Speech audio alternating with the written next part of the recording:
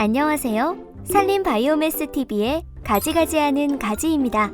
가지의 친구를 소개합니다의 마지막 시간. 지난 시간에 이어서 오늘은 산불 등의 피해로 원목 생산에 이용되지 않는 미이용 산림 바이오매스에 대해 소개해드리려고 합니다. 그럼 가지와 함께 가지요. 2012년도부터 2021년까지 10년간 산불 발생 건수는 총 481건, 총 피해 면적은 1087헥타르라고 하는데요.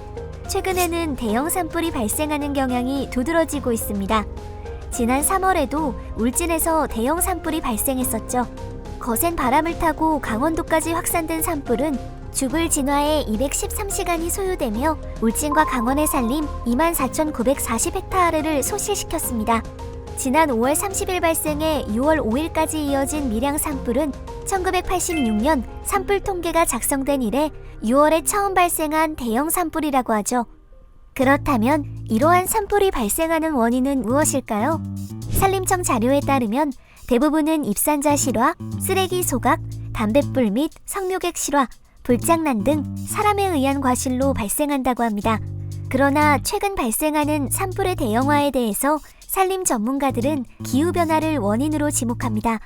기후변화로 기온이 오르고 가뭄이 늘어나면 상대 습도가 낮아지고 강풍과 번개가 더 빈번해져 산불의 발생 빈도가 높아지는 것이죠. 앞서 말한 울진 산불 역시 극심한 겨울 가뭄이 산불 피해를 더욱 키운 것으로 분석되었습니다. 산불로 인한 산림 파괴는 생태학적 피해를 가져옵니다. 산속에 살고 있던 야생동물들의 서식지를 파괴하고 이산화탄소를 대량으로 방출하죠. 울진 산불로 약 131만 톤의 온실가스가 배출되었다고 합니다. 또한 경제학적 피해도 매우 크죠. 울진 산불의 피해 규모는 1,300억 원에 육박할 것으로 잠정 추정되는데요. 이를 다시 복구하는 데 소요되는 시간과 비용까지 감안하면 경제적 피해는 더욱 커질 것으로 예상할 수 있습니다. 산불 피해 지역에선 산불로 인한 2차 피해 또한 발생합니다. 산불 피해지를 복원하지 않고 방치하면 산사태 등 자연재난과 병해충 발생 확률이 급격히 높아진다고 하는데요. 국립산림과학원에 따르면 2000년 대형 산불이 발생한 동해안 지역은 토사 유출량이 늘어 2년 후 태풍 루사로 인한 산사태가 발생했고 일반 산지보다 약 10배 더 많은 산사태 피해가 있었다고 합니다.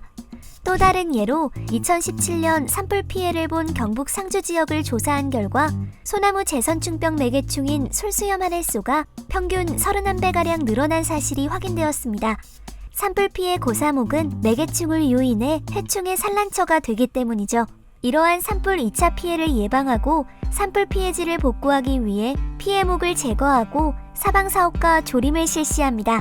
그 과정에서 수거된 원목으로의 가치를 잃은 산불 피해목은 미이용 산림 바이오매스 에너지원으로서 화석연료를 대체하게 되는데요.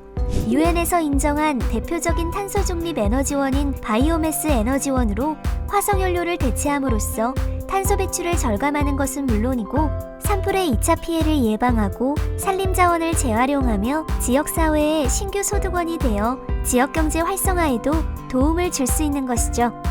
물론 산불 피해목을 신재생 에너지로 활용해서 일석사조의 이점이 생길 수 있지만 무엇보다도 산불이 나지 않고 산불 피해목이 생기지 않게 방지하는 것이 가장 중요하다고 할 수 있습니다.